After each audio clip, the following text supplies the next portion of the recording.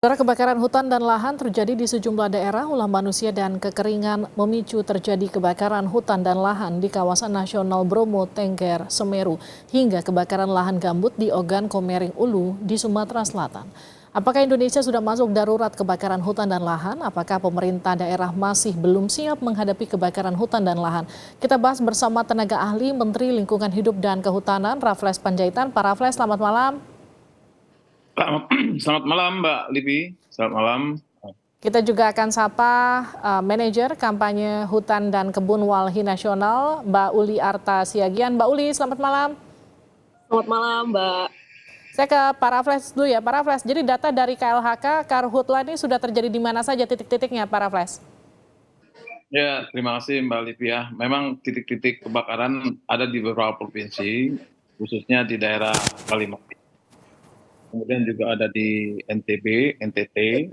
Nah ini yang agak di luar kebiasaan, NTT, NTB ini kan memang daerah kering ya, dan lahan hutannya biasanya savana. Kemudian di Sumsel, namun kebakaran di Sumsel dan di Jambi dan di Riau itu masih dapat dikendalikan, artinya dibanding tahun lalu itu masih bisa dikendalikan. Nah yang agak meningkat itu yang di Kalimantan Barat, ya, Kalimantan Selatan, dan Kalimantan Tengah. Namun demikian, semuanya sekarang tinggal ada 8 titik yang sedang dilakukan pemadamannya di beberapa provinsi. Dari 29 hari ini, kemarin ada laporannya 29, nah sudah dikendalikan dan sudah lagi dilakukan pemadaman dan moving up di beberapa tempat, termasuk di Tanjung Puting tuh, perbatasan di dekat Taman Nasional Tanjung Puting,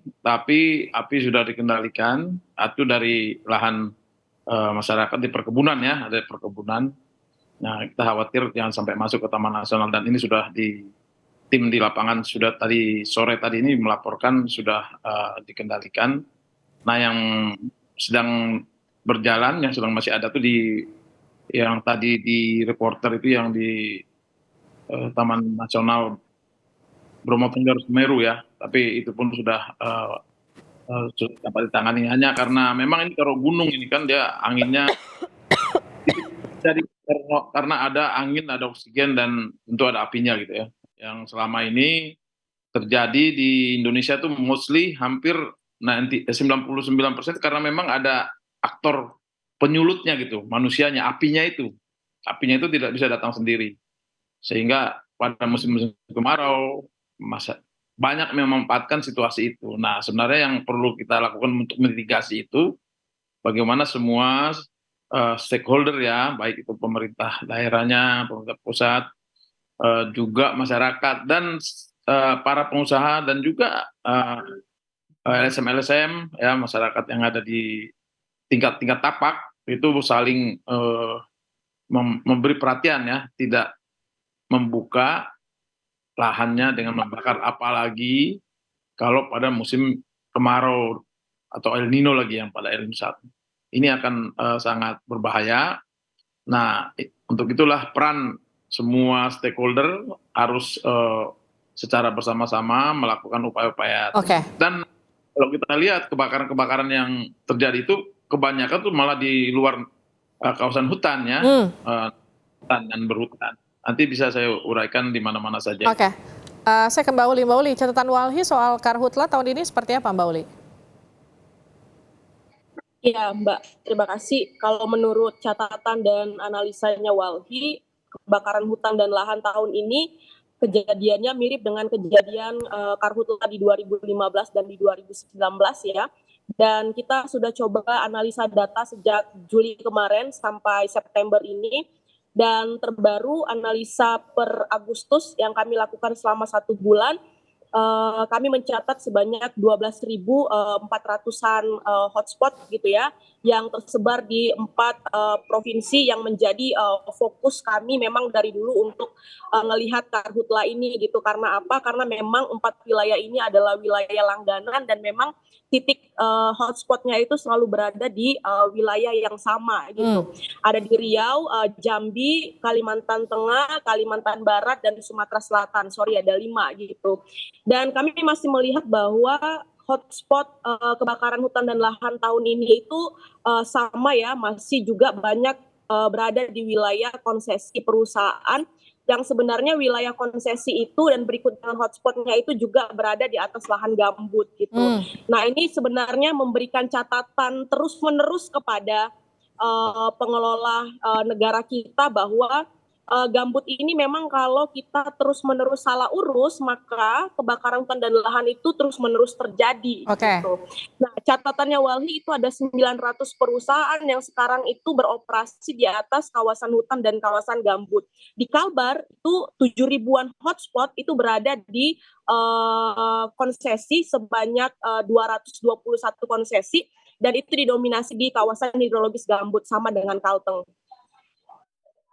Kita bicara soal titik hotspot yang sama dengan frekuensi yang juga terus berulang setiap tahun, artinya bentuk penanggulangan juga dari pemerintah menurut Anda masih kurang, Mbak Ulia? Iya, kami melihat bahwa penanganan karhutla ini seperti sama dengan penanganan kebakaran biasa gitu ya Mbak ya, meskipun memang ada beberapa hal yang sudah dilakukan oleh pemerintah, misalnya modifikasi cuaca gitu. Dan modifikasi cuaca ini oke, secara kemanusiaan kita bisa terima karena dia meminimalisir, tapi anggarannya sangat besar sekali gitu ya. Dan itu dibebankan pada anggaran negara gitu. Padahal kalau kita ngelihat catatan di 2015 dan di 2019, ada cukup banyak juga perusahaan yang disegel, yang bahkan juga secara putusan pengadilan itu ingkrah bahwa mereka melakukan kebakaran hutan dan lahan, tetapi dalam proses eksekusi dia tidak beroperasi gitu. Nah artinya kita belum sampai pada penanganan untuk menjawab akar persoalan kebakaran hutan dan lahan itu sendiri, yaitu apa? Salah urusnya pengelola negara dalam konteks kawasan-kawasan penting dan genting, contohnya kawasan gambut gitu ya dan kawasan hutan. Nah, fenomena El Nino tahun ini itu bukan hanya ya, dia memang memperluas sebenarnya dampak dan luasan kebakaran hutan dan lahan, tetapi akar persoalannya tetap sama, yaitu kebakaran dan lahan di kawasan-kawasan penting itu gitu. Pak Raffles, bagaimana tanggapan Anda? Ya, jadi gini ya, Bu Uli ini kan mengamati baru beberapa tahun lah gitu. Saya itu sudah berpuluh-puluh tahun melihat sistem kejadian-kejadian karhutla. Kalau kita lihat sejak 30 tahun terakhir sangat banyak kemajuan ya, jangan salah ya. Kalau dulu itu hampir tiap tahun itu ada asap transboundary ke luar negeri, kita dicaci maki luar negeri. Tapi sejak 2016 itu kalian juga Walhi itu harus melihat ya bahwa kita sangat melakukan aksi-aksi nyata di lapangan. Jadi bukan sama-sama terus tiap tahun, tidak. Justru ini modifikasi, inovasi-inovasi yang kita lakukan itu sangat maju ya. Bahkan di tiap lapangan itu kita lakukan inovasi-inovasi, termasuk petugas kita Manggala Agni yang berjibaku di lapangan itu. Mungkin pihak Walhi ini tidak bisa melihat secara utuh, jadi hanya lihat secara menganalisa di peta. Kalau Anda lihat ke lapangan itu sangat beda sekali ya. Jadi memang kalau gambut sudah sejak berapa tahun terakhir ini sudah sangat maju. Kalau dulu itu kan sangat orang makar gambut itu tidak ada yang melakukan upaya-upaya penegakan hukum. Tapi sejak 2016, 2017 semua SK Menteri sudah melakukan upaya penegakan hukum. Dan kemudian satu lagi ya, bahwa pasukan-pasukan pemadam kebakaran itu tidak hanya lagi pemerintah, tapi sudah stakeholder, sudah ikut di dalam melakukan upaya patroli. Juga TMC, tadi Bu Uli bilang pemerintah, tidak, itu dananya juga swasta juga ada, TMC jangan salah, makanya informasi itu tidak komprehensif. Pemerintah taruh, swasta juga ikut membantu dalam TMC, termasuk di dalam waterbombing yang dilakukan di Sumsel, di Riau, di Kalteng. Itu stakeholder juga mereka sudah antusias, yang dulu-dulu itu tidak pernah gitu. Jadi kalau kita lihat semua juga kebakaran yang ada, saya baca ya, untuk seperti contoh di Kalimantan Barat, itu 52.000 hektar itu di area lahan kering campur perkebunan dan belukar. Hanya 1.038 yang kawasan hutan. Kemudian di Kalimantan Selatan 24.000 ya, itu mayoritas di area non hutan. Nah, itu berada di wilayah belukar, sawah, kebun, perkebunan, pertanian, lahan. Nah, Ini datanya kita ada semua dari Senintel dan kita analisa. Kita analisa bukan per bulan, tapi bertahun-tahun kita analisa semua. Baik, Pak Raffles. Nah, jadi, oke. Itu kan kita bicara soal penanggulangan, tapi kalau kita bicara soal antisipasi yang tadi disinggung Mbak Uli bahwa kemudian mencari akar permasalahannya supaya kemudian kejadian serupa kurang lebih tidak mengulang setiap tahun, itu seperti apa upaya dari KLHK, khususnya juga koordinasi dengan Pemda setempat? Betul, ya itu kita lakukan dari pertama sejak 2016 kita lakukan perubahan paradigma ya. 2016 itu dulu sebelumnya selalu memadamkan, tapi 2016 kita melakukan pencegahan. Pencegahan apa?